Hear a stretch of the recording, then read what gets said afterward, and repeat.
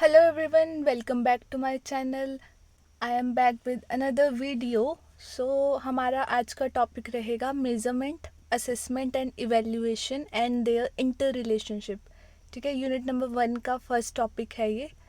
सो इसमें मैं इंट्रोडक्शन नहीं लेके आई. मैं इंट्रोडक्शन इसलिए नहीं लेके आई क्योंकि अगर ये क्वेश्चन आता है आपको कंप्लीट कि तीनों के बारे में बताओ और उसका इंटर रिलेशनशिप बताओ, तो आप एक एक दो दो लाइन इसकी जो जो मैं बताऊंगी उसमें से थोड़ी थोड़ी एक एक दो दो लाइन इंट्रोडक्शन में एक्सप्लेन कर देना तीनों की, मतलब कि मेजरमेंट के बारे में, असेसमेंट के बारे में और इवेल्युएशन के बारे में. और अगर आपको आता है कि इवेल्युएशन के बारे में एक्सप्लेन करो फॉर 16 मार्क्स, तो फिर आप इवेल्युएशन से स्टार्ट करना है. जैसे मैं आपको आगे इवेल्युएशन पढ़ाऊँगी.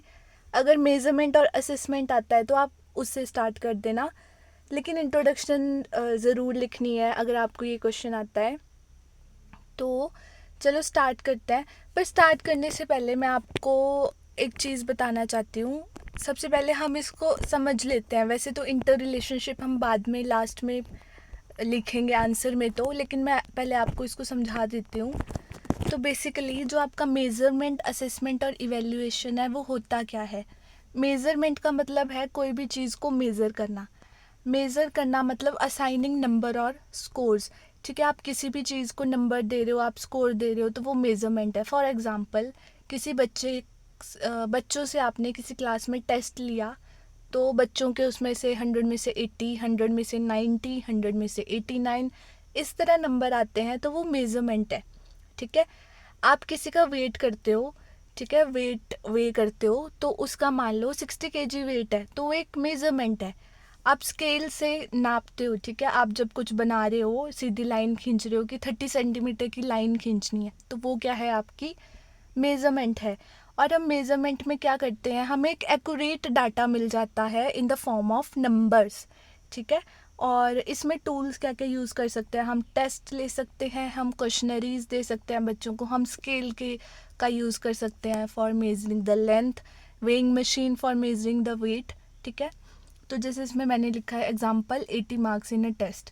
तो ये है आपका मेज़रमेंट. नेक्स्ट है आपका असेसमेंट.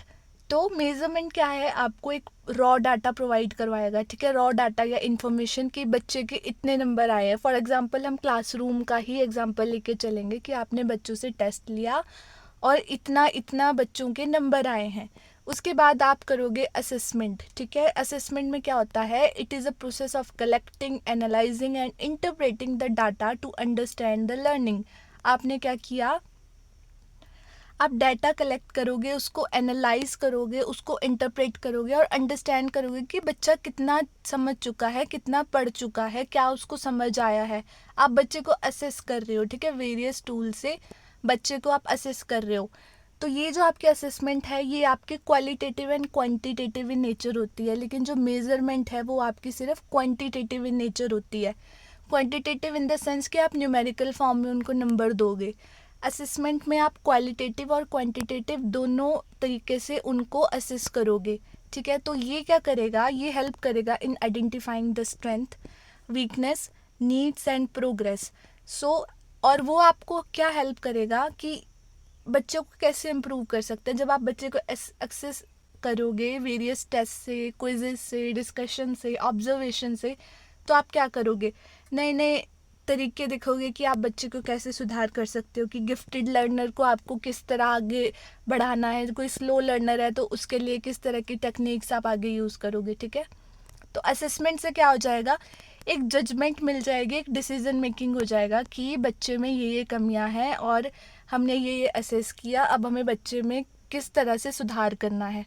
ठीक है, इवेल्युएशन. ठीक है, अब हमने बच्चे को मेज़र कर लिया, बच्चे का असेसमेंट कर लिया, अब हम बच्चे को इवेल्युएट करेंगे. ठीक है, इवेल्युएट मतलब हम वैल्यू जजमेंट देंगे अबाउट द वर्थ और इफेक्टिवनेस. ठीक है, असेस करने के बाद आप बच्चे को जज करोगे. ठीक है, कि मान लो आपने बच्चों को पढ़ाना था फोटोसिंथेसिस का कॉन्सेप्ट, फिर आप बच्चों से टेस्ट लोगे. ठीक है, आप बच्चों का अंडरस्टैंडिंग, आप बच्चों से, मान लो आप बच्चों से ओरल टेस्ट ले रहे हो, आप बच्चों से पूछ रहे हो, तो वो आप एक तरह से उसकी असेसमेंट कर रहे हो कि बच्चे का कंसेप्ट कितना क्लियर हुआ है. उसके बाद आप एक जजमेंट दे सकते हो कि हाँ जी, मेरा ये टॉपिक था फोटोसिंथेसिस, और इतना बच्चों ने समझ लिया। और जो जो मैंने अपने ऑब्जेक्टिव रखे थे कि मान लो फोटोसिंथेसिस बच्चों को पढ़ाना है, तो आप क्या ऑब्जेक्टिव रखोगे कि बच्चों को पता लग जाएगा कि क्लोरोफिल क्या होता है, कहाँ पे होता है, उसके बाद कौन से मेजर एसेंशियल न्यूट्रिएंट्स प्लांट को चाहिए होते हैं, और कौन कौन से मेजर कंपोनेंट्स है जो फोटोसिंथेसिस के लिए बहुत इंपॉर्टेंट होते हैं। तो ये सारे आपके ऑब्जेक्टिव्स होंगे कि बच्चे को ये पता लग जाएगा, और एट द एंड ये पता लग जाएगा कि बच्चा जो है वो लास्ट में फोटोसिंथेसिस में प्लांट जो है क्या बना रहा है, क्या हमें एक bio as a bio product glucose बना के दे रहा है। तो ये आपके ऑब्जेक्टिव्स होंगे। अगर वो बच्चा समझ पा रहा है और वो आपको बता पा रहा है कि यस मैम हमने फोटोसिंथेसिस में ये पढ़ा, तो ये है आपका कि इसका मतलब है जो आपका ऑब्जेक्टिव था वो ऑब्जेक्टिव आपने अचीव कर लिया है। तो फिर क्या होगा, अब इसके बाद क्या होगा, आप क्या है आगे जा सकते हो। अब आपको पता लग गया कि बच्चे को फोटोसिंथेसिस का टॉपिक आ गया है, फिर आप नेक्स्ट आगे बढ़ सकते हो नेक्स्ट चैप्टर पे। ठीक है, तो इवैल्यूएशन का ये फ़ायदा होता है। उसके बाद ये बताता है, ये एक्सेस करता है स्टूडेंट की परफॉर्मेंस की, स्टूडेंट की परफॉर्मेंस कैसी है, अच्छी है बुरी है, इवेल्युएट कर रहा है बच्चे को। तो ये आपका इंटर रिलेशनशिप था। तो यहाँ आप देखो how they work together. Measurement में आपने डाटा कलेक्शन करी, असेसमेंट में आपने डाटा एनालिसिस और इंटरप्रेट किया डाटा को, ठीक है। उसके बाद इवेल्युएशन में आपने डिसीजन मेकिंग और वैल्यू जजमेंट करी। और ये जो कंटिन्यूस प्रोसेस चलता है, मेजरमेंट, असेसमेंट एंड इवेल्युएशन, ये आपका हेल्प करता है in improving instruction, learning and achieving educational goals. तो सिंपल वर्ड्स में अगर हम समझें, मेजरमेंट बताता है हाउ मच, असेसमेंट बताता है what it means, and evaluation बताता है what is the worth and what should be done next. तो ये जो तीनों चीज़ें हैं, it is very important for the all round development of a learner. तो ये था आपका जिस्ट, ठीक है। मतलब कि हमने क्या पढ़ना है इसमें आगे, तो जैसे जैसे हम कैरेक्टर्स पढ़ेंगे, अब आंसर तो बड़ा बनाना है ना, लेकिन जो इसका मेन आइडिया है वो ये है, इसी पे अब सारे कैरेक्टर, सारे फंक्शन, सारे प्रिंसिपल इसी पे वर्क करेंगे।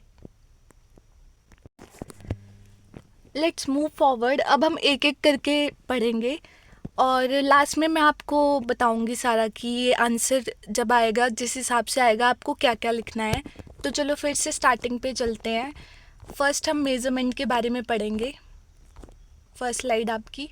सो measurement means determining the quantitative aspects. So एक चीज़ आपको क्या याद रखनी है, मेज़रमेंट क्वांटिटेटिव है, इवेल्युएशन क्वालिटेटिव है, और assessment is quantitative plus qualitative.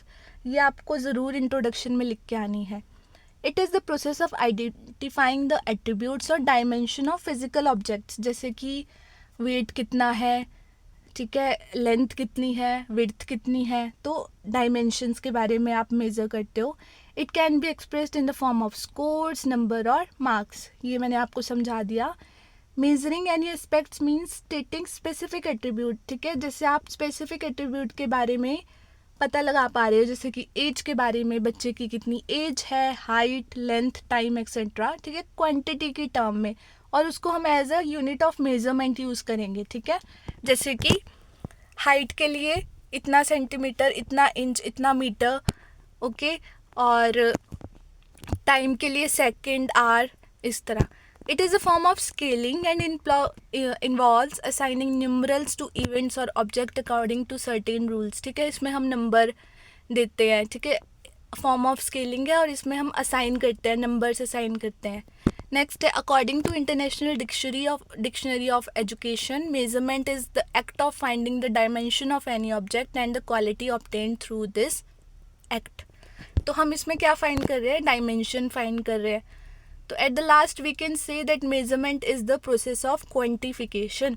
तो ये आपने लिख देना है अपने मेजरमेंट की स्टार्टिंग में, मतलब इंट्रोडक्शन, और उसके आगे पॉइंटर्स लिख देने हैं। नेक्स्ट आपका आएगा characteristics of measurement. Characteristics of measurement, economic system. Economic system कैसे है, measurement save time and effort by providing quick and systematic results. जैसे कि आपने बच्चों का टेस्ट लिया, तो बच्चों के टेस्ट में 80 मार्क्स आए, 100 में से 81 आए, 82 आए, 90 आए, तो आप बहुत ही जल्दी एक लिस्ट बना सकते हो ना बच्चों की कि किसके ज़्यादा है किसके कम आए, तो एक इकोनॉमिक सिस्टम है, ठीक है, आपका टाइम बचा रहा है और क्विक और सिस्टमेटिक रिजल्ट्स आपको मिल जाएंगे. मेजरमेंट इज़ अ मीन्स, ठीक है. मतलब ऐसा नहीं है कि बच्चे को अगर 100 में से 50 नंबर आ गए तो आपने उसको डिक्लेयर कर दिया कि ये बच्चे में कोई कमी है और ये अच्छे से नहीं कर पा रहा है, ठीक है. तो ये सिर्फ एक ज़रिया है आपका to achieve objective like evaluation and decision making, ठीक है. अब आप चेक करोगे कि अगर बच्चे के 10 में से 50 या 10 में से 40 नंबर आ रहे हैं तो कहाँ कमी रह रही है, ठीक है. आप बच्चे का बिहेवियर एक्सेस करोगे या आप बच्चे को ऑब्जर्व करोगे क्लासरूम में, आप उसके क्विज़ेस के थ्रू उसको ऑब्जर्व करेंगे, उसके कंसेप्ट अंडरस्टैंडिंग चेक करेंगे, ठीक है. इस तरह ये एक मीन्स नहीं है, मतलब सिर्फ मेजरमेंट से आप नहीं पता लगा सकते. कई बार क्या है कि कुछ ऐसी सिचुएशंस हो सकती है कि क्या पता उस दिन बच्चे का ठीक ना हो, मतलब बच्चा बीमार हो, उस वजह से उसके कम नंबर आ गए हो, या फिर वो पढ़ ना पाया हो, घर पे कुछ अर्जेंसी आ गई हो. तो इस तरह done through exams and test, हम एग्ज़ाम टेस्ट या असेसमेंट से बच्चों को मेज़र कर सकते हैं. कलेक्शन ऑफ एविडेंस, ठीक है. तो एज एन एविडेंस स्टूडेंट की परफॉर्मेंस और एबिलिटी का एविडेंस मिल जाता है हमें कि जैसे आपने यूनिट टेस्ट लिए, एनुअल टेस्ट लिए, तो आपको एविडेंस मिल जाता है कि हाँ बच्चे ने ऐसा किया, इतने इतने नंबर आए बच्चों के. ऑब्जेक्टिव एंड साइंटिफिक मेथड्स, मतलब मेजरमेंट में क्या है, आप ऑब्जेक्टिव प्रोसीजर और साइंटिफिक प्रिंसिपल को फॉलो करते हो, ठीक है. आपने टेस्ट लेना है, एक प्रिंसिपल है कि आप टेस्ट लोगे बच्चों का, उसमें आप कैसा थोड़ा टफ क्वेश्चन डालोगे, थोड़ा इजी डालोगे, थोड़ा मॉडरेट डालोगे, ठीक है. इस तरह प्रोसीजर से आप बच्चों को लाइन वाइज बिठाओगे, उनका टेस्ट लोगे, अच्छे से असेस करोगे बच्चों को एग्जामिनेशन के टाइम पे, ताकि आपको एक अच्छा बिल्कुल क्लियर रिजल्ट मिल पाए. यूज़ ऑफ यूनिट्स, हम इसमें यूनिट्स यूज़ करते हैं जैसे कि KG, gram, centimetre, metre, inch etcetera. Next है यूज़ ऑफ इंस्ट्रूमेंट, इंस्ट्रूमेंट जैसे कि टेस्ट ले रहे हैं, स्केल्स यूज़ कर रहे हैं, मेजरिंग डिवाइसेस यूज़ कर रहे हैं जैसे वेइंग मशीन, ठीक है, ताकि कंसिस्टेंसी रहे, ठीक है. अगर आप तुक्के से बच्चे का वो कर रहे हो ना कि हाँ ये इतने केजी का होगा, देख के ये इतने केजी का होगा, दैट इज़ नॉट एक्यूरेट. हमें एक वेइंग मशीन चाहिए बच्चे को मेज़र करने के लिए. उसी तरह टेस्ट लोगे आप बच्चे का उसका परफॉर्मेंस जज करने के लिए, और स्केल्स अगर आपको कुछ नापना है तो आप स्केल्स लोगे. Helpful in evaluation, measurement provides the base for evaluating performance and making judgement, ठीक है. मेजरमेंट एक पार्ट है इवेल्युएशन का, ठीक है. आप इवेल्युएशन करने के लिए पहले मेजरमेंट करते हो, फिर असेसमेंट करते हो. कंप्लेक्स प्रोसेस, कंप्लेक्स प्रोसेस में क्या होता है, इसमें मल्टीपल स्टेप्स होते हैं जैसे कि डाटा कलेक्ट करोगे, एनालाइज करोगे और इंटरप्रेट करोगे डाटा को. Sense of infinity, measurement can be very detailed and continuous covering a wide range of values, ठीक है. तो ये बहुत ही डिटेल्ड और कंटिन्यूस होती है measurement. Process of assigning symbols and numbers, वही पॉइंट बन गया कि आप नंबर या फिर सिम्बल्स देते हो. Measurement is more formal and accurate आएगा यहाँ पे, इसको काट लेना, इस वाले को काट लेना, ये वाला. तो मेजरमेंट क्या है, सिस्टमेटिक है, स्ट्रक्चरल है और प्रिसाइज है as compare to general observation. General observation हम ऐसे ही देख के दे सकते हैं, लेकिन मेज़र करके जो आप ऑब्जर्व करोगे वो आपका ज़्यादा फॉर्मल होगा. सो नेक्स्ट है आपका functions of measurement. Group division, first point है आपका group division. It helps in dividing student into different groups based on their ability और परफॉर्मेंस. आप टेस्ट लेके बच्चों को डिवाइड कर सकते हो कि इन बच्चों को कॉन्सेप्ट अच्छे से समझ आ गया है, इनको नहीं आया है, इनको क्यों नहीं आया है. फिर आप असेस करोगे कि इन बच्चों को क्यों समझ नहीं आया है. हेल्पफुल इन सिलेक्शन प्रोसेस, ठीक है. जॉब्स, इंटरव्यूज़ वगैरह में जब आप नंबर देते हो तो ये सिलेक्शन प्रोसेस में हेल्प करता है measurement. Selection of teaching method, तो जब आप बच्चे का टेस्ट लोगे तो आपको पता लगेगा कि किस बच्चे में क्या कमी है, तो उस हिसाब से अपने टीचिंग मेथड्स को भी सिलेक्ट करोगे. Prediction of student development, measurement के थ्रू आप प्रिडिक्ट कर सकते हो कि हाँ ये बच्चा कितना अच्छा कर सकता है, कितना प्रोग्रेस कर सकता है फ्यूचर में, ये स्लो लर्नर है, मैंने इसको कैसे हेल्प करनी है, और किस तरह ये प्रोग्रेस कर पाएगा और मैं कौन कौन से टेक्निक्स यूज़ करूँ जिससे कि बच्चे को और अच्छे से समझ आए, ठीक है। हेल्पफुल इन रिसर्च, तो ये क्या करता है, यूज़फुल डाटा और इन्फॉर्मेशन देता है एजुकेशनल रिसर्च के लिए। जैसे बहुत सारे एजुकेशनल रिसर्च होती है तो उसमें आप मेज़रमेंट करते हो, ठीक है। जैसे हमें एक फॉर्म दे दिया जाता था बच्चों का कि साइकोलॉजी के हिसाब से उनको टिक करने को दे देते हैं कि इस बच्चे के इसमें से इतने नंबर आए, तो हम वो सारा डाटा फिर एक रिसर्च के लिए यूज़ करते हैं उनकी साइकोलॉजी को पता लगाने के लिए, तो इस तरह रिसर्च में हेल्प करता है। नेक्स्ट है आपका इफ़ेक्टिव गाइडेंस इन काउंसलिंग, ठीक है। क्योंकि आपने बच्चे को मेज़र कर लिया तो आपको उनकी कमियों का पता लग गया, तो आप क्या कर सकते हो, बच्चे को प्रॉपर गाइडेंस और काउंसलिंग दे सकते हो, ठीक है, उनकी मेजर्ड एबिलिटी के हिसाब से। नेक्स्ट है डायग्नोसिस। अब जब आपने टेस्ट लिया तो बच्चों के कईयों के कम नंबर आए हैं, कईयों के मॉडरेट नंबर आए हैं, तो आपको पता लग जाएगा कि उनकी स्ट्रेंथ क्या है, वीकनेसेस क्या है और बच्चे क्या डिफ़िकल्टी फेस कर रहे हैं। मॉडिफिकेशन, तो क्योंकि आपको पता लग गया कि बच्चे क्या डिफ़िकल्टी फेस कर रहे हैं तो आप उस हिसाब से अपनी टीचिंग स्ट्रेटजीज़ को भी मॉडिफाई करोगे ताकि बहुत अच्छे रिजल्ट्स आ पाएँ। नेक्स्ट है appraisal. It helps in judging the worth, value और क्वालिटी ऑफ अ पर्सन और परफॉर्मेंस, ठीक है। मेज़रमेंट से आप बहुत अच्छी जजमेंट दे सकते हो, मतलब मेज़रमेंट से आप बहुत अच्छी इवेल्युएशन कर सकते हो। So measurement is a part of evaluation. Next आपका पॉइंट है इवेल्युएशन, तो वही जो मैंने बताया कि overall effectiveness of teaching learning का पता लगाने के लिए मेज़रमेंट एक बहुत इंपॉर्टेंट पार्ट है। तो मैं इसको जूम इन कर रही हूँ। ये है आपके 10 पॉइंट्स, ये थे आपके फंक्शंस के पॉइंट्स, ये थे आपके कैरेक्टरिस्टिक्स ऑफ मेज़रमेंट के पॉइंट्स। आप स्क्रीनशॉट ले सकते हो या फिर आप कॉपी पे साथ साथ इन पॉइंट्स को लिखते जाओ और पेपर से पहले इन पॉइंट्स को रिवाइज कर लेना, बहुत इजी हो जाएगा आपके लिए फॉर द रिवीजन। अब क्या है, मेज़रमेंट के लिए कुछ स्केल्स होते हैं, 4 तरह के स्केल्स हैं। Nominal scale, ordinal scale, nominal scale, ordinal scale, interval scale, ratio scales. तो एक एक करके इनको पढ़ते हैं। नॉमिनल स्केल में क्या है कि हम ना सिंपली क्लासीफाई कर रहे हैं, ठीक है, ग्रुप्स में, ठीक है, on the basis of characteristics, ठीक है, या फिर आप नॉर्मली जिस ऑब्जेक्ट से वो बिलोंग करता है उसको क्लासीफाई कर देते हो। मतलब एग्जांपल से समझते हैं, जैसे कि हमने क्या किया, एप्पल्स को एक बहुत बड़े बैग में डाल दिया, ठीक है, तो हम क्या बोलेंगे, हमने मेज़र कर दिया a big bag of Apple. या फिर हमने क्या किया, एक ग्रुप में, एक पॉपुलेशन में हमने पीपल को into male and female classify कर दिया। नॉर्मली मतलब जिस ग्रुप से वो बिलोंग करते हैं उसमें उसको क्लासीफाई कर दिया, ठीक है। तो ये है आपका नॉमिनल या फिर क्लासीफिकेटरी स्केल। नेक्स्ट है आपका ऑर्डिनल और रैंकिंग स्केल। हम रैंक देंगे बच्चे को, ठीक है, कि ए के 100 मार्क्स आए हैं तो सबसे ज़्यादा ए, फिर बी के 98 आए हैं तो बी, सी, डी, इस तरह हम रैंकिंग देंगे 1 2 3, ठीक है, हाई। और जैसे क्लासेस में हम रैंकिंग देते हैं high class, middle class, lower class. Interval scale, interval scale में क्या होगा, measurement is done at equal interval between given values. जैसे कि हम रूरल यूज़ करते हैं तो एक स्पेसिफिक इंटरवल पे हमारा अगला वो आएगा 1, फिर 2, फिर 3, एक स्पेसिफिक इंटरवल पे आ रहा है। या फिर थर्मामीटर में डिग्री सेल्सियस या डिग्री फ़ारेनहाइट। नेक्स्ट है रेशियो स्केल।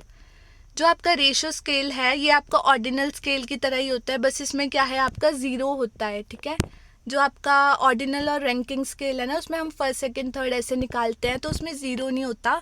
रेशियो स्केल में आपका ज़ीरो होता है। और हम इसमें क्या क्या नापते हैं, लेंथ हम मेज़र करते हैं इंचेस और फीट में, वेट मेज़र करते हैं, हाइट मेज़र करते हैं। तो आप रूरल उठा के देखो, रूरल में आप देखोगे कि जो मेज़रमेंट है वो ज़ीरो से शुरू होती है। तो आपका कैसा स्केल है, ratio scale. Moving forward, next है हमारा नीड और importance of measurement, diagnosis, classification, guidance and counselling, research, prediction, comparison, selection, ठीक है। ये पॉइंट्स आप लिख के आ सकते हो।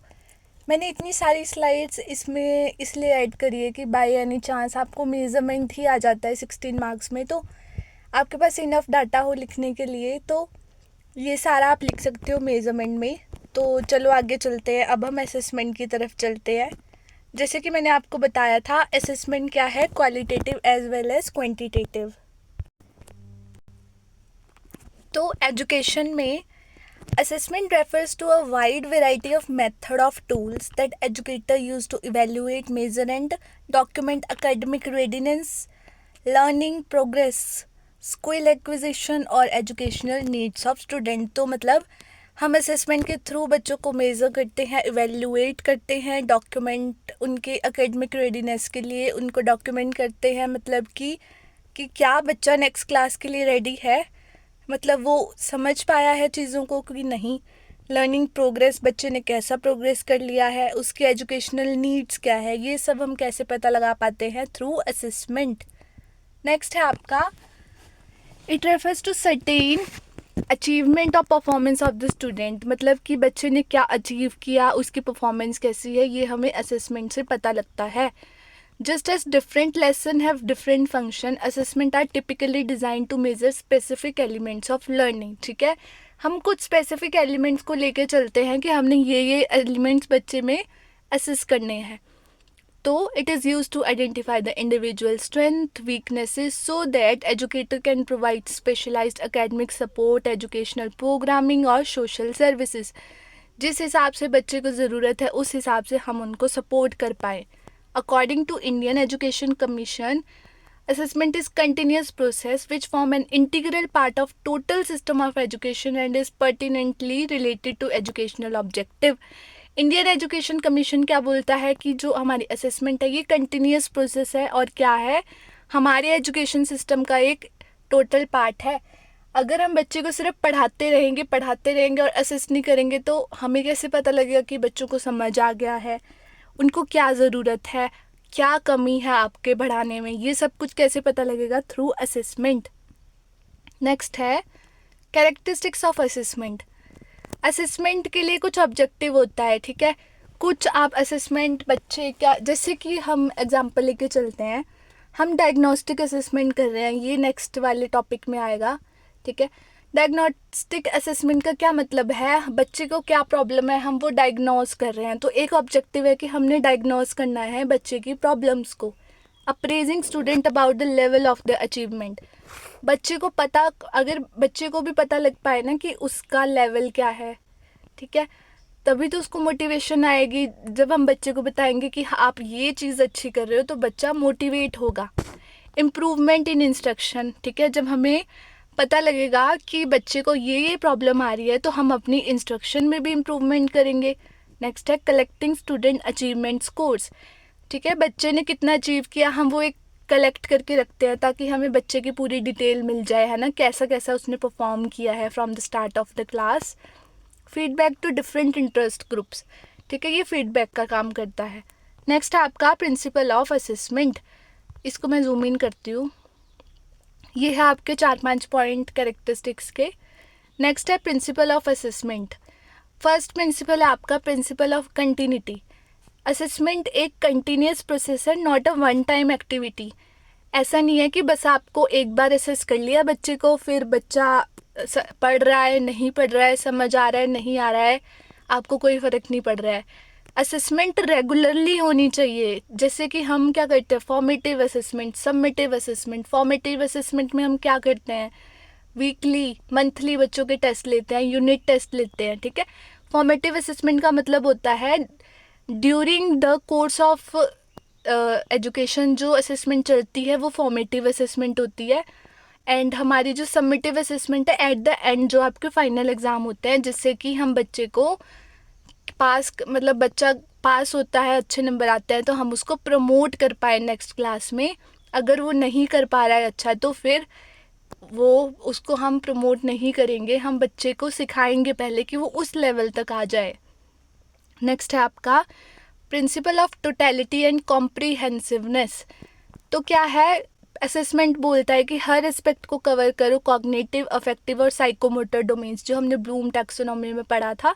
कॉग्निटिव मतलब माइंड, अफेक्टिव मतलब हमारे इमोशन, साइकोमोटर हमारे मोटर स्किल्स, ठीक है, इस सब को हमने असेस करना है। Principle of considering measurement and evaluation as a means rather than end, मतलब इसको ऐसा नहीं सोच लेना है कि हमने असेसमेंट कर ली तो चलो जी काम ख़त्म। ये इम्प्रूवमेंट के लिए है, ये एक मीन्स है बच्चे को जानने के लिए, बच्चे की प्रॉब्लम्स को जानने के लिए, और अपने अंदर भी इम्प्रूवमेंट करने का कि हम कौन से टीचिंग मेथड को यूज़ करके अच्छा कर सकते हैं। फोर्थ है आपका principle of bringing modification and improvement. ठीक है, जब आप बच्चे को एक्सेस करोगे, ठीक है, जो रिजल्ट आएगा उससे आप अपने अंदर नेसेसरी चेंजेस ला सकते हो, टीचिंग लर्निंग प्रोसेस को चेंज कर सकते हो। फॉर एग्जांपल, अगर आप बच्चे को नहीं मतलब आप बच्चे को समझा रहे हो और उस बच्चे को समझ नहीं आ रहा है, तो आप क्या करोगे, अपना थोड़ा सा तरीका चेंज करोगे, टीचिंग लर्निंग प्रोसेस में अपना तरीका चेंज करने की कोशिश करोगे, कुछ नया तरीका अपनाने की कोशिश करोगे। Principle of knowing what is to be measured and evaluative. ठीक है, तो क्लियर हमें ये हेल्प करता है clearly to know the objective and specific behaviour and outcomes to be measured. बच्चे को एक्सेस करके हमें ये पता लग जाता है कि हमने बच्चे को कहाँ मेज़र करना है, कहाँ उसकी कमी रह रही है। ठीक है, उसकी कंसेप्ट क्लैरिटी में कमी रह रही है कि उसको याद नहीं रह पा रहा है, कंसेप्ट ठीक है बट एग्ज़ाम के टाइम पे उसको याद नहीं रह पा रहा है, तो उस तरह उसको मेज़र करना है। Principle of selecting appropriate tools end of measurement and evaluation. ठीक है, असेसमेंट हमें हेल्प करता है कि हम अप्रोप्रिएट टूल को सेलेक्ट कर पाएँ for measurement and evaluation of students. तो इसको जूम इन करती हूँ मैं एक बार। ये आपके 6 प्रिंसिपल है, प्रिंसिपल ऑफ असेसमेंट। नेक्स्ट चलते हैं आगे, असेसमेंट का फोकस। ठीक है, इसके बाद आप लिख सकते हो, so we can say that assessment focus on teaching learning and outcomes, मतलब कि कितने मार्क्स आए, क्या लर्निंग डिफ़िकल्टीज थी, क्लासरूम में बच्चे की कैसी पार्टिसिपेशन है, उसका इंटरेस्ट क्या है, क्या उसका इंटरेस्ट उस पर्टिकुलर सब्जेक्ट में है, क्या पता वो बच्चा स्पोर्ट्स में ज़्यादा इंटरेस्टेड हो और अगर हम उसकी हेल्प कर पाए तो वो स्पोर्ट्स में बहुत अच्छा कर जाए। पेस ऑफ लर्निंग, किस पेस से बच्चा सीख सकता है, टीम वर्क, बच्चे को टीम वर्क सिखाना है, and other activities of class. तो ये सब चीज़ों पे आपका असेसमेंट फोकस करता है। नेक्स्ट है आपका टाइप ऑफ असेसमेंट।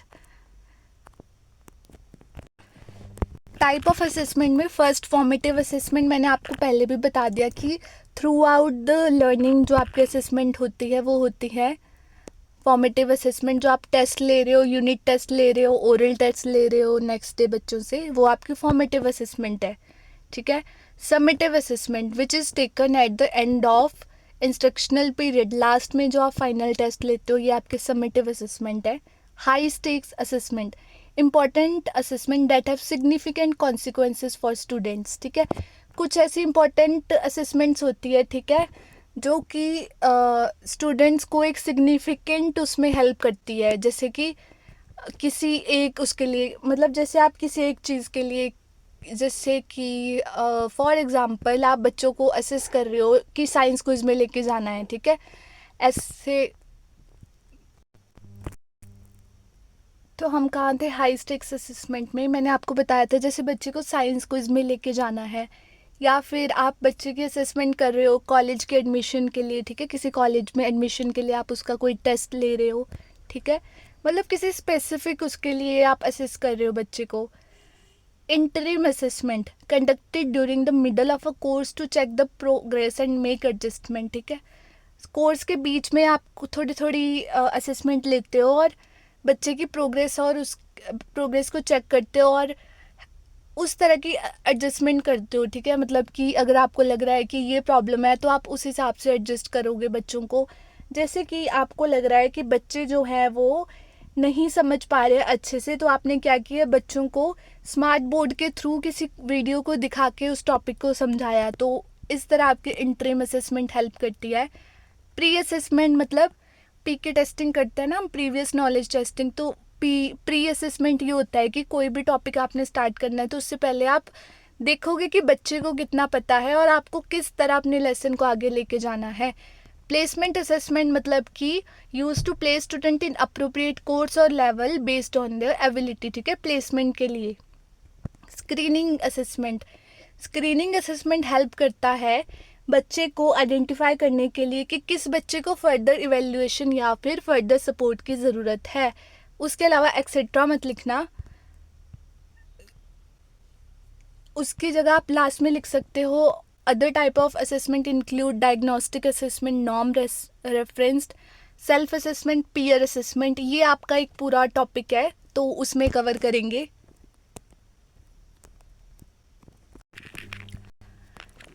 अब आपका नेक्स्ट टॉपिक है evaluation.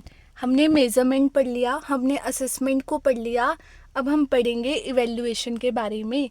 Evaluation is a comprehensive term that test, measures and examine. मतलब कि असेसमेंट और मेजरमेंट दोनों चीज़ों को मिला के आपका इवैल्यूएशन होता है. तो it means to assign certain value to the student performance on the basis of things, facts और स्किल्स. ठीक है, आप सर्टेन कुछ वैल्यू मतलब सर्टेनली बच्चे को आप इवेल्युएट कर रहे हो. ठीक है, रैंकिंग दे रहे हो उस बच्चे को उसके परफॉर्मेंस के हिसाब से. ठीक है, उसकी स्किल्स, उसकी फैक्ट्स, उसकी थिंग्स, मतलब जो भी आप बेसिस ले रहे हो इवेल्युएट करने का. फॉर एग्जांपल, आपने बच्चे को इवेल्युएट करा, असेस किया, फिर आपने इवेल्युएशन में उसको एक जजमेंट दे दी कि ये बच्चा जो है वो डांस बहुत अच्छा करता है. ठीक है, तो उसको उस तरफ जाना चाहिए. या आपने इवेल्युएट कर दिया कि इस बच्चे की कंसेप्ट क्लैरिटी अच्छी है पर इसको लर्न नहीं होता. ठीक है, लर्न करने में थोड़ी प्रॉब्लम आती है, बट अगर अंडरस्टैंडिंग पूछे तो बच्चे की अंडरस्टैंडिंग सही है. तो ये सब चीज़ें इवेल्युएशन होती है. Evaluation is a recent scientific concept and more comprehensive than measurement. ठीक है, ये मोर कॉम्प्रिहेंसिव है, हम आगे देखेंगे कैसे मोर कॉम्प्रिहेंसिव है. It takes into consideration both quantitative and qualitative changes in the total being. I think conclusion वाली स्लाइड में ना इवेल्युएशन को सिर्फ क्वालिटेटिव बताया है, आप उसमें उसको याद रखना, ये क्वांटिटेटिव और क्वालिटेटिव दोनों है, बस आपकी मेजरमेंट क्वांटिटेटिव है. क्योंकि evaluation is equal to measurement plus assessment, तो मेजरमेंट क्वांटिटेटिव हो गई और असेसमेंट आपकी बोथ क्वांटिटेटिव एंड क्वालिटेटिव, तो इसको याद रखना. Evaluation is a systematic process of determining the progress of child and extent to which the objectives have been achieved by pupil. सभी में हम यही कर रहे हैं. हमारा मेन एम क्या है कि हम पता लगा पाए कि जो हमने ऑब्जेक्टिव सेट किए थे वो बच्चों को पता लग गए कि नहीं पता लगे, बच्चों को समझ आया कि नहीं आया. In India evaluation is used in the field of education from 1960. ठीक है, तो अब देखो ये वाला pen. Evaluation is equal to measurement plus judgement plus value. आप मेज़र करोगे, उसके बाद असेसमेंट करोगे, फिर आप उसको जजमेंट दोगे. तो मेजरमेंट आपका क्वांटिटेटिव है और जजमेंट प्लस वैल्यू आपका क्वालिटेटिव है. तो इसको ध्यान रखना कि इवेल्यूशन भी क्वांटिटेटिव और क्वालिटेटिव ही है. नेक्स्ट है आपका process of evaluation given by doctor BS Bloom. Evaluation के लिए आप क्या करते हो? अगर आपको ना इवेल्यूएशन का एक पूरा ही 16 मार्क्स का क्वेश्चन आ जाता है तो आप इसको एक्सप्लेन भी कर सकते हो पॉइंट्स बना के. First point setting objective, second point modification learning experience, and third point would be modification of behaviour. ठीक है, ऑब्जेक्टिव में क्या होगा? Clear and specific educational objective आप सेट करोगे. हमने ऑब्जेक्टिव सेट कर दिए. ठीक है, कि इसको एग्जाम्पल लेके चलते हैं कि हमने ऑब्जेक्टिव सेट कर दिया कि हम बच्चे को क्या पढ़ाएंगे, क्या लेके चले, हमने बच्चे को पढ़ाना है फ्लावर के बारे में. ठीक है, फ्लावर का पूरा स्ट्रक्चर पढ़ाना है बच्चे को. तो हमने ऑब्जेक्टिव सेट किया कि हमारा ऑब्जेक्टिव क्या है कि जब हम क्लास ख़त्म करेंगे तो बच्चे को पार्ट्स ऑफ फ्लावर का पता लग जाएगा, बच्चे को female part of the flower and male part of the flower का पता लग जाएगा, बच्चा डिस्टिंग्विश कर पाएगा सेपल्स और पेटल्स में. ठीक है, तो ये हम ऑब्जेक्टिव लेके चल रहे हैं. उसके बाद क्या होगा? आप लर्निंग एक्सपीरियंस, क्लासरूम में आप बच्चे को पढ़ाओगे. ठीक है, उसको एप्रोप्रिएट लर्निंग एक्सपीरियंस आप बच्चों को प्रोवाइड करवाओगे. कैसे? आप बच्चों के सामने एक फ्लावर लेके जा सकते हो उसका उनके पार्ट्स को डिस्टिंग्विश करने के लिए. ठीक है, कि ये आपका सेपल है, ये पेटल है, इसमें ये स्टेमन है, ये पिस्टिल है. ठीक है, तो ये आपका आ गया क्लासरूम में लर्निंग एक्सपीरियंस. अब कोई भी हम टीचिंग करते हैं तो हमारा मेन एम क्या होता है कि बच्चे के बिहेवियर में मॉडिफिकेशन हो. कोई भी बच्चा, अब मॉडिफिकेशन ऑफ बिहेवियर को कैसे समझेंगे? जो कि as a result of learning बच्चे के बिहेवियर में चेंजेस आया. जैसे कि बच्चा किसी फ्लावर के पास गया तो ही will be able to identify कि मैम ने बताया था कि ये वाला जो पार्ट है ये सेपल है, ये वाला पार्ट जो है ये पेटल है, ये जो हमें दिख रहे हैं अंदर फ्लावर के येलो येलो कलर के ये आपके स्टेमन्स हैं. ठीक है, एंथर एंड फिलामेंट है, और इसके अंदर यहाँ वाले पार्ट में आपकी ओवरी मिलेगी, मतलब फीमेल पार्ट मिलेगा. तो ये क्या हुआ, मॉडिफिकेशन ऑफ बिहेवियर। तो इस तरह इवेल्युएशन की प्रोसेस चलती है। आप ऑब्जेक्टिव सेट करते हो, बच्चे को पढ़ाते हो, उसके बाद मॉडिफिकेशन इन बिहेवियर चेक करते हो, बच्चे को इवेल्युएट करते हो, बच्चों से क्वेश्चंस पूछते हो, तो आपको पता लग जाता है कि जो हमने ऑब्जेक्टिव सोचा था वो आप अचीव कर पाए हो कि नहीं कर पाए हो। नेक्स्ट है आपका कैरेक्टरिस्टिक्स ऑफ इवेल्युएशन। सारे कैरेक्टरिस्टिक्स सेम ही चलेंगे असेसमेंट, मेजरमेंट और इवेल्युएशन में भी। तो मैं आपको पढ़ के एक बार बोल देती हूँ। कंटिन्यूस और सिस्टमेटिक प्रोसेस है, ठीक है, कंटिन्यूस है और सिस्टमेटिकली चलेगा। कॉम्प्लेक्स प्रोसेस है, हम क्या करेंगे, प्लान करेंगे, डेटा कलेक्ट करेंगे, एनालाइज करेंगे और डिसीजंस लेंगे उस हिसाब से। Aim is to know the progress of pupil. Flexible process है, मतलब कि हम बच्चे के नीड के अकॉर्डिंग अपने टीचिंग स्ट्रेटजीज़ को चेंज कर सकते हैं। इवेल्यूएशन का स्कोप बहुत वाइड है, जैसे कि कॉग्निटिव, माइंड से रिलेटेड प्रॉब्लम है बच्चे को, उसको इवेल्यूएट कर सकते हैं। अफेक्टिव मतलब इमोशंस, साइकोमोटर मतलब कि motor skills, social and emotional aspects. Next है आपका assess the progress of people in all the domains. ये जो डोमेन्स है इसमें हमने बच्चे को असेस करना है। Value judgement of people and teacher performance and effectiveness of educational process. Prediction, evaluation से हमें बच्चे के फ्यूचर परफॉर्मेंस का पता लग जाएगा। जैसे कि किसी टेस्ट में बच्चे के अच्छे नंबर नहीं आए, आपने उसको इवेल्युएट किया, अब बच्चा अच्छा परफॉर्म करने लग गया है, तो क्या है, आपको पता लग जाएगा कि अगर हम ये स्पेसिफिक मेथड यूज़ करें तो बच्चा बहुत अच्छा कर सकता है एग्ज़ाम में। Evaluation is diagnostic. डायग्नोस्टिक मतलब हमें बच्चे के वीकनेस और डिफ़िकल्टीज़ का पता लग पा रहा है इवेल्युएशन से। इवेल्युएशन इज़ कॉम्प्रिहेंसिव, ठीक है, हम हर एस्पेक्ट्स देख रहे हैं बच्चे की। हमने बोला ना कॉग्निटिव, साइकोमोटर, ठीक है, कोग्निटिव जिसको बोलते हैं, अफेक्टिव डोमेन, हर डोमेन हम समझ पा रहे हैं बच्चे का। तो ये था आपका 10 points of characteristics of evaluation. Okay, let's move forward. Next है हमारा principle of evaluation. Principle of evaluation में प्रिंसिपल ऑफ कॉम्प्रिहेंसिवनेस, ये सारे सेम चलेंगे, मतलब कि वही प्रिंसिपल्स में आता है, वही कैरेक्टरिस्टिक्स में आता है, बस थोड़ा सा तरीका चेंज हो जाता है हेडिंग लिखने का। तो आपका है प्रिंसिपल ऑफ कॉम्प्रिहेंसिवनेस, मतलब कि सारे एस्पेक्ट्स कवर करने हैं लर्नर्स के डेवलपमेंट के। Principle of selection of proper technique, मतलब कि आप इवेल्युएट करोगे, टेक्निक्स यूज़ करोगे इवेल्युएट करने के लिए, ठीक है, based on objective and situation, ठीक है, उस हिसाब से जैसा ऑब्जेक्टिव है, जैसी सिचुएशन है, उस हिसाब से आप अपनी टेक्निक को चूज़ करोगे। प्रिंसिपल ऑफ टोटलिटी, मतलब कि इवेल्युएशन में हम बच्चे के होल पर्सनैलिटी को इवेल्युएट करने की कोशिश भी करते हैं, नॉट जस्ट 1 और 2 ट्रेट्स और स्कोर्स, ठीक है। नेक्स्ट है आपका प्रिंसिपल ऑफ वैरायटी। वैरायटी मतलब बहुत सारे मेथड हम यूज़ करते हैं इवेल्युएट करने के लिए, तो it's principle of variety. Principle of self analysis और सेल्फ अप्रेजल, मतलब कि हमने क्या करना है, बच्चे को एनकरेज करना है कि बच्चा अपनी प्रोग्रेस को खुद इवेल्युएट करे, खुद प्रोग्रेस करे, क्योंकि जो हम खुद को इवेल्युएट करते हैं ना, लाइक इट इज़ सैड कि हमें कोई भी मोटिवेट नहीं कर सकता। जो हमारी अंदर की मोटिवेशन है ये हमें हेल्प करती है टू ग्रो करने के लिए, ठीक है। जो आउटर मोटिवेशन है वो कुछ दिनों की होती है, बट जब तक आप खुद एनालाइज नहीं ना करोगे, फॉर एग्जांपल आप किसी कॉम्पिटिटिव एग्ज़ाम की तैयारी कर रहे हो, आप बहुत मेहनत कर रहे हो पर नहीं हो पा रहा है, तो आप क्या करोगे, खुद को इवेल्युएट करोगे, खुद को एनालाइज करोगे कि हमारी कमी कहाँ है। वो कमी आपको कोई दूसरा नहीं बता सकता, ठीक है। तो self analysis is most important in everyone's life. आप किसी भी स्टेज ऑफ लाइफ में हो, दूसरा इंसान आपको समझा सकता है, बता सकता है, पर अपना इवेल्युएशन आप खुद बहुत अच्छा कर सकते हो, है ना, क्योंकि आप बायसनेस नहीं रखोगे उसमें, आप खुद को अपनी कमियों के हिसाब से इवेल्युएट करोगे। नेक्स्ट है आपका प्रिंसिपल ऑफ कॉपरेशन, ठीक है।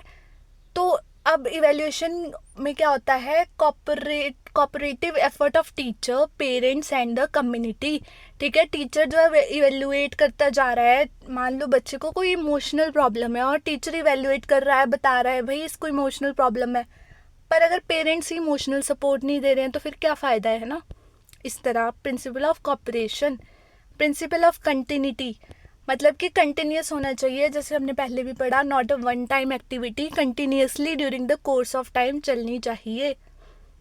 यूटिलिटी, यूटिलिटी मतलब कि हमें अपनी टीचिंग लर्निंग प्रोसेस को मतलब इवैल्यूएशन को यूज़ करना है अपनी टीचिंग लर्निंग प्रोसेस में और डिसीजन मेकिंग में. नेक्स्ट है प्रिंसिपल ऑफ चाइल्ड सेंटरनेस. ठीक है, evaluation is based on the needs, interest and ability of child. ठीक है, बच्चे की एबिलिटी के हिसाब से, नीड्स के हिसाब से, इंटरेस्ट के हिसाब से आप बच्चे को इवैल्यूएट करते हो. फ्लेक्सिबिलिटी, प्रिंसिपल ऑफ फ्लेक्सिबिलिटी मतलब वैल्यूएशन जो है फ्लेक्सिबल होती है और इंडिविजुअल डिफरेंसेस के हिसाब से आप उसको फ्लेक्सिबली इवैल्यूएट करते हो बच्चों को. प्रिंसिपल ऑफ एनालिसिस, हम इवैल्यूएशन में क्या करते हैं, एनालिसिस करते हैं और अपने रिजल्ट को मीनिंगफुल कंक्लूजन में इंटरप्रेट करते हैं. आपने इवैल्यूएशन कर दी पर आप एक मीनिंगफुल कंक्लूजन नहीं दे पा रहे हो बच्चों को, तो that evaluation is of no help. तो आगे देखते हैं इवैल्यूएशन की टेक्निक्स क्या क्या होती है, मतलब कि हम कैसे कैसे इवैल्यूएट करते हैं. ठीक है, उसमें मोस्ट इम्पॉर्टेंट चीज़ें इवैल्यूएशन में क्या ध्यान रखनी होती है. इवैल्यूएशन में फर्स्ट है आपका ऑब्जेक्टिविटी. कोई personal bias, specifically in the classroom कोई भी पर्सनल बायसनेस नहीं होनी चाहिए और आपके evaluation clearly on the basis of fact and criteria पे बेस्ड होनी चाहिए. तो इवैल्यूएशन टेक्निक आपकी ऑब्जेक्टिव होनी चाहिए. रिलायबिलिटी, ये जो पॉइंट्स है ना ये बहुत ज़्यादा इंपॉर्टेंट है. ठीक है, इन वर्ड्स को समझना बहुत इंपॉर्टेंट है क्योंकि एचपी सेट के पेपर में इनमें से क्वेश्चन बना के दे दिया था और बताओ कि ये मतलब ये जो है इसको कौन सी टर्म एक्सप्लेन कर पा रही है. तो उसमें आई थिंक आंसर था रिलायबिलिटी या फिर शायद रिलायबिलिटी था. हाँ, the result of evaluation should be consistent and dependable. मतलब कि आप इवैल्यूएट कर रहे हो तो सेम रिजल्ट आना चाहिए, कंसिस्टेंट रिजल्ट आना चाहिए. ऐसा नहीं हो कि आप एक बार इवैल्यूएट कर रहे हो तो कुछ कंक्लूजन निकल के आ रहा है, दूसरी बार कर रहे हो तो कुछ निकल के आ रहा है. एक दूसरे पे डिपेंडेंट होंगे आपके हर बार वाले इवैल्यूएशन. नेक्स्ट है वैलिडिटी. हाँ, शायद ये था वैलिडिटी, मतलब कि जैसे उसमें क्वेश्चन था कि आप कोई एक टेस्ट कर रहे हो और आपका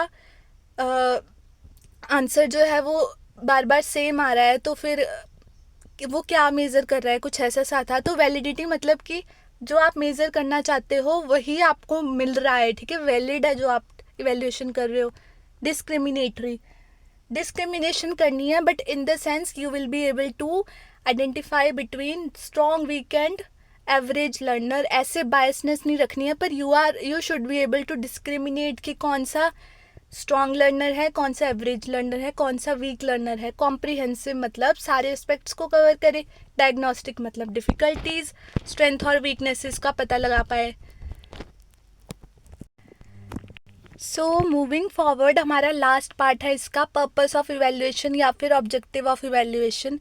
helpful in achieving aims of teaching, मतलब जो हमने ऑब्जेक्टिव सेट किए हैं. Diagnosis, prediction of students future behaviour.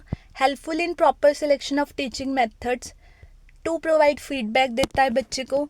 उसके बाद guidance, helpful in knowing the promotion of student कि उसको नेक्स्ट क्लास में प्रमोट करना है कि नहीं करना है, इवैल्यूएशन डिसाइड करता है. Classification of student based on there achievement and ability. Comparative study, ठीक है, हम कंपेयर कर सकते हैं performance of student in class, institution. ठीक है, कि अगर सेक्शन ए और बी बनाया है तो हम कंपेयर कर सकते हैं कि कौन सा बेटर कर रहा है और किस सब्जेक्ट में बेटर कर रहा है. बेसिस फॉर एडमिशन, इवैल्यूएट करके हम बच्चे की जजमेंट करते हैं. तो हायर क्लासेस में as a basis of admission भी ये हेल्प करता है. नेक्स्ट आपका इंटर रिलेशन जो मैंने आपको स्टार्टिंग में समझाया था ये है. और लास्ट है आपका कंक्लूजन. तो कंक्लूजन में छोटा सा लिख देना that measurement, assessment and evaluation are interrelated concept. मतलब कि सबके पॉइंट्स ना सेम ही होंगे, बस समझाने का तरीका अलग होगा. मेजरमेंट में आप नंबर्स यूज़ करोगे, असेसमेंट में आप असेस करोगे, ठीक है, बच्चे को. इवैल्यूएट में आप जजमेंट दोगे बच्चे को. Measurement give about numerical data, assessment analyse करता है और इवैल्यूएशन वैल्यू जजमेंट देता है. तो together they improve our teaching and learning. That is यहाँ पे लिखा है because better teaching means better learning. Better learning मतलब बेटर आउटकम्स. इससे क्या होगा, कंटिन्यूस इम्प्रूवमेंट होगी. तो ये था आपका टॉपिक. बहुत बड़ा टॉपिक था, मुझे 4-5 बार पॉज भी लेना पड़ा, सॉरी फॉर दैट. सो इसमें मैंने इतनी सारी स्लाइड्स इसलिए डाली है ताकि अगर आपको इवेल्युएशन ही 16 मार्क्स में आएगा, तो you can be able to answer that question with the slides only. तो ऐसा करना है कि नोटबुक पे आप नोट कर लेना पॉइंट्स को। मैं आपको बताती हूँ आंसर कैसे लिखना है। फॉर एग्जांपल, अगर आपको क्वेश्चन आता है कि तीनों के बारे में बताओ और उसके इंटर रिलेशनशिप के बारे में बताओ, तो मान लो 16 मार्क्स का आएगा, तो 7.5 या 8 पेज भरने होते हैं। तो एक पेज तो आप इंट्रोडक्शन का दे दोगे, फिर मेजरमेंट को एक्सप्लेन करो, ठीक है। मेजरमेंट को एक्सप्लेन करके कैरेक्टरिस्टिक्स दे दो, 4-5 कैरेक्टरिस्टिक्स, और उसके बाद मेजरमेंट के स्केल्स का बता दो, 4 स्केल्स का। फिर आप असेसमेंट के बारे में बता दो, असेसमेंट में उसके प्रिंसिपल्स बता दो, थोड़े से कैरेक्टर्स बता दो, और उसके बाद टाइप्स बता दो, ठीक है। ये टाइप्स होते हैं, चाहे एक्सप्लेन भी मत करो, ठीक है। ऐसे ये एक बड़ा ट्रेंड होता था जब मैंने बीएड करी थी, ऐसे बॉक्स बना के ऐसे ऐसे ऐसे करके आप लिख सकते हो असेसमेंट के बारे में, ठीक है। अगर आपको एक्सप्लेन नहीं करना है तो ये क्या है कि प्रेजेंटेशन अच्छी हो जाती है। कोई कोई ऐसे बादल भी बनाता है, तो वो आपकी मर्ज़ी है आपने क्या करना है।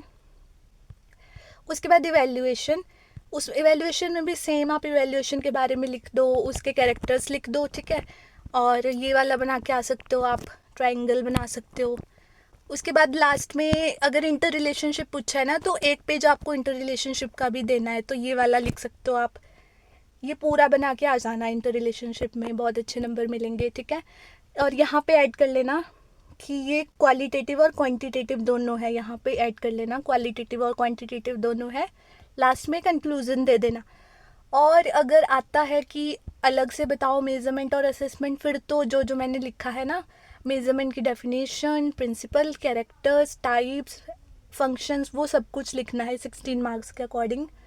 सो thank you for listening. Video थोड़ी सी ज़्यादा ही लंबी हो गई, बट आई थिंक आपको चीज़ें समझ आ गई होगी।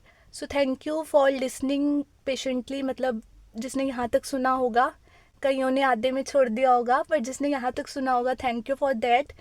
And do like, share, subscribe and comment for other videos. अगर आपको वीडियोज़ अच्छी लग रही है, इससे पहले आप चैनल को चेकआउट करो, मैंने 3 वीडियोज़ डाली है। So thank you for listening.